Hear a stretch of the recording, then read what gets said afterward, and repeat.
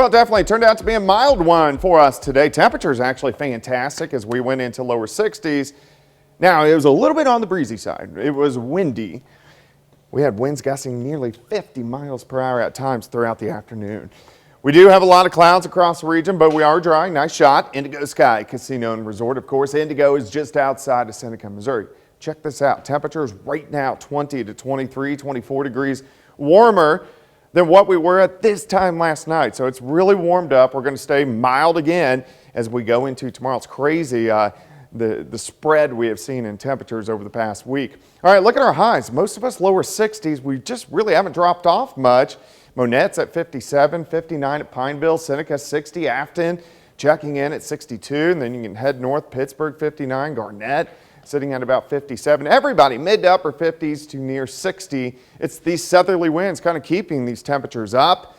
Still winds 20 to 25, gusts higher than that. We're getting gusts still kind of in that 30 upwards to 40 mile per hour range, especially you can see over the past hour or so. So it's going to stay windy as we go through the overnight hours. 7th range line looks good across the region, still sitting at 60. We hang upper 50s through most of the night. It really just doesn't drop off much, so it's going to feel about the same as it does right now during the morning hours. Pretty thick clouds, nothing underneath them. We're going to stay dry. This is kind of the beginnings of this next storm system. You can see the rain up through parts of Nebraska, snow in parts of Colorado, but this is mainly going to stay to our north. And the reason why, even though it is a fairly strong system, big area of low pressure out across parts of Colorado, but it shoots into parts of Minnesota, so it keeps most of the moisture to our north. So all we get are the winds, the clouds, and then eventually a cold front that rolls through tomorrow evening. All right, let's step through time through the overnight hours, hang into the upper 50s. Still a lot of clouds tomorrow. We get lower 60s by noon, kind of lower 60s during the afternoon. We'll drop in the upper 50s on the Kansas side. So here's 4 p.m.